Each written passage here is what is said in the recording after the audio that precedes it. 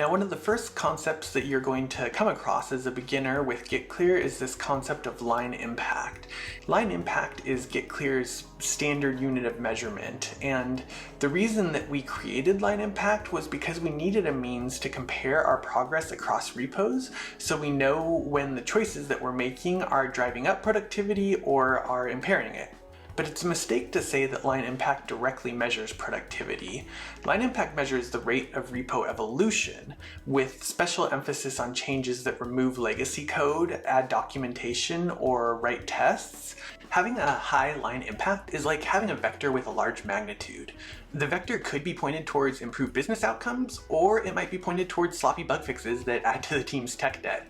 Either could score high line impact. So the role of an effective manager, when armed with the transparency GitClear provides, is to craft experiments that produce the highest magnitude vectors, that is, the greatest repo evolution, from their dev team.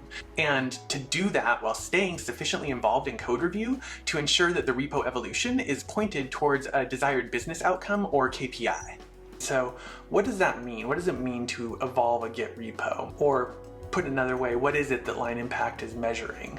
Well, it's the changes that developers make that are non-trivial, time-consuming, brain power intensive changes. They're changes that will affect a lot of lines in your repo, but they're not just white space changes. It's not just moving lines from one file to another. It's not find and replacing a bunch of instances of a variable. It's really the more substantive changes, such as understanding a module well enough to delete the module or to remove a great portion of that code.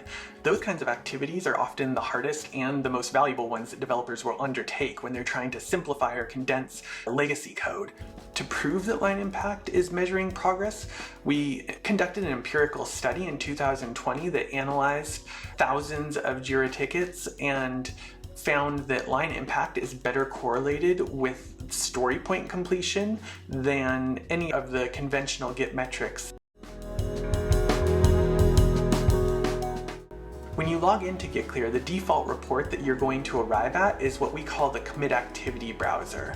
Whether you're a developer or a manager, this is the visual that's most likely to be useful on a day-to-day basis. If you're a developer, you visit this because it's invigorating to see when you're making tangible progress, especially on those days where you're doing work that has no visual component.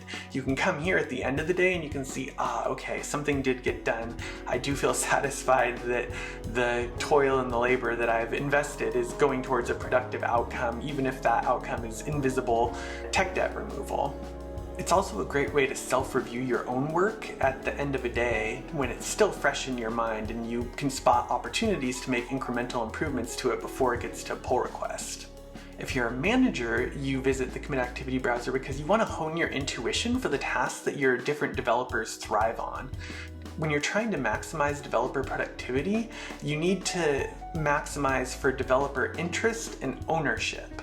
Every developer has their own compass for the type of work they're going to find most interesting, and so when you tap into that, you get the developer's maximum effort, attention, and concentration. Conversely, when you see a day that's blank, you can infer that some aspect of your business process is not working as intended, and you can have a conversation with the applicable parties to reduce the incidences of this happening. I've made 3 videos about the commit activity browser. One of them is a general overview, one is how to use it for managers, and another is how developers can benefit from it. You can check out the links to all those different videos in this description. This is really one of the deepest reports on GitClear. We've spent years developing it and iterating on it so that it can tell an entire story about what's happening across all of your repos at a glance.